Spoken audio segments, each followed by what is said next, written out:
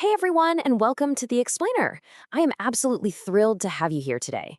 So, if you've ever held a piece of quote unquote green paper packaging, or maybe a recycled notebook, and thought you were making a flawlessly eco friendly choice, well, you are in for a seriously fascinating ride today. We're going to unpack the complex and honestly, sometimes totally contradictory reality behind sustainable paper packaging. To do this, we're looking directly at the guidelines used by major corporations and investors, specifically the SASB standards for the pulp and paper industry.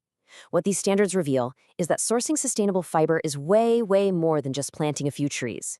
It's actually a really intricate balancing act. It's kind of wild how our most basic assumptions about sustainability get challenged when you look closely, right? I mean, we're all trained to spot that little recycling symbol and just assume, great, my work here is done. But we really have to ask, is recycled paper always the perfect sustainable choice? As we peel back the layers of the supply chain today, you might actually be pretty surprised to find out that the answer isn't just a simple yes. In fact, sometimes the supposedly greenest choice comes with a whole hidden set of environmental costs. Okay, let's dive into this. Here's our roadmap for today to unpack all of this. First up, Section 1, Risks in the Forest. Then, Section 2, the Certification Shield. After that, Section 3, the Recycled Fiber Dilemma. And finally, Section 4, Weighing the Trade-offs. Let's start right at the source with Section 1, Risks in the Forest. Because to truly understand paper, we literally have to look at where it begins and the immense vulnerabilities facing our forest supply chains today. According to the SASB standards, pulp and paper executives faced three massive supply chain threats right at the point of origin, before a tree is even touched. First off, climate change is actively decreasing the productivity of forest lands. It's a real, measurable constraint. Second, you have the lingering impacts of past management practices. Essentially, less responsible logging from decades ago is catching up with the land today. And third, sustainable forest management regulations are constantly evolving and shifting the playing field. These aren't just vague environmental issues either. They are massive economic vulnerabilities. I mean, if a company can't secure a stable, sustainable supply of wood fiber, their entire operation is at risk. So, how do these companies protect themselves against those baseline vulnerabilities?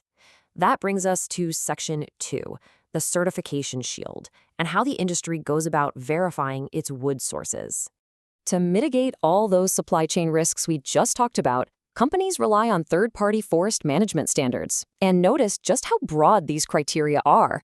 This is definitely not just about cutting down a tree and planting a new seedling in its place. According to the reporting standards, a certified forest has to hit strict environmental and social benchmarks. We're talking about absolute legal compliance, respecting indigenous peoples' land rights, ensuring community and worker relations are solid, and actively conserving wildlife habitats and water systems. It's essentially a comprehensive verification armor meant to guarantee that the virgin fiber entering the supply chain is genuinely responsible. You've probably actually seen these acronyms on your coffee cups or printer paper. These are the major third-party certifications: the FSC, PEFC, SFI, and ATFS. These specific organizations provide the chain of custody tracking that manufacturers absolutely rely on.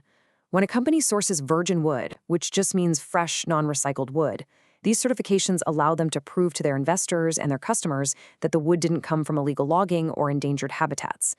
It's the industry's primary way of showing they aren't contributing to global deforestation.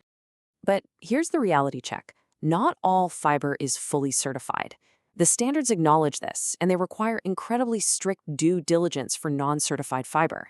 If a company uses uncertified wood, they can't just turn a blind eye. They have to verify the legality of the wood. They have to prove it wasn't sourced from areas of high biodiversity value, or logged near endangered species habitats, or taken from indigenous lands without consent.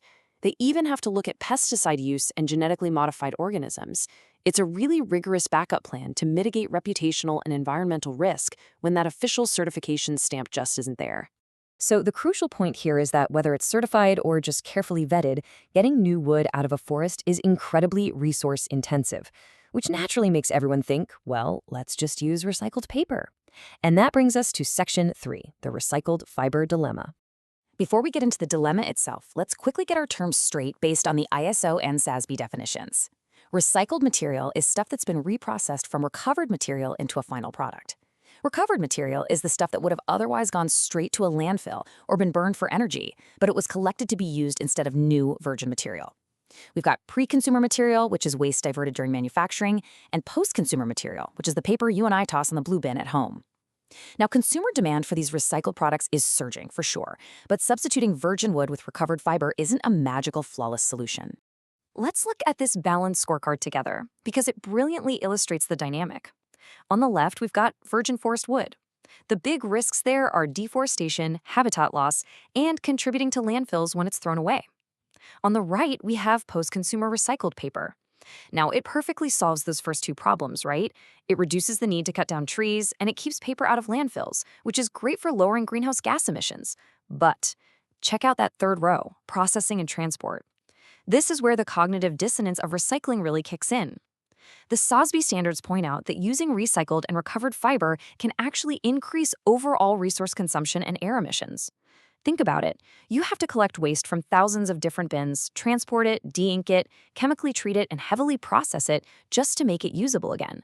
And on top of that, as you can see in the bottom row, it's often actually costlier to procure because demand for recycled paper is totally outpacing the supply infrastructure right now. Which brings us to our final act, Section 4, weighing the trade-offs. Because as we've seen, supply chain managers clearly can't rely on a simple one-size-fits-all approach. Just imagine the immense complexity resting on the shoulders of a corporate sustainability officer. They are literally weighing contrasting environmental life cycles side by side every single day.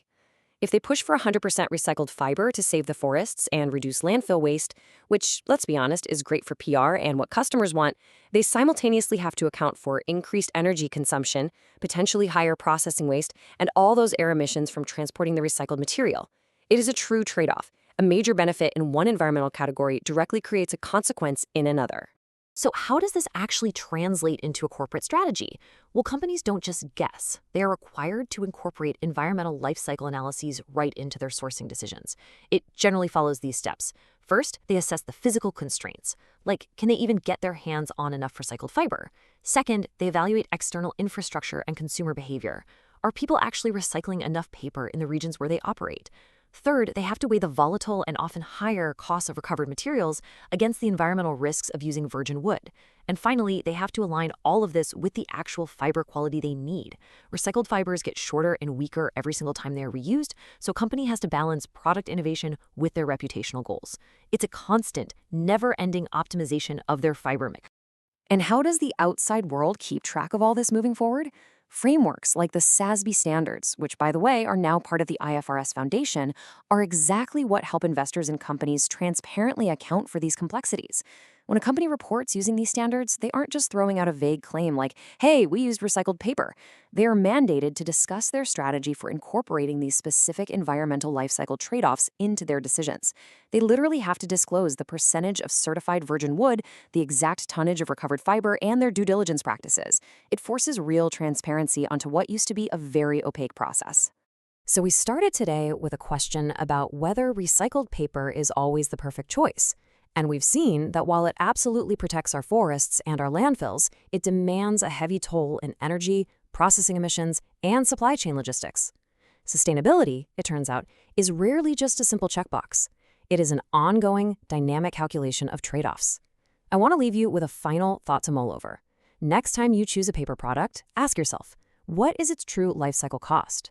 Look beyond those simple green labels and remember the fascinating, complex journey that fiber took to finally reach your hands. Thank you so much for joining me for this explainer. Keep learning, and I'll catch you next time.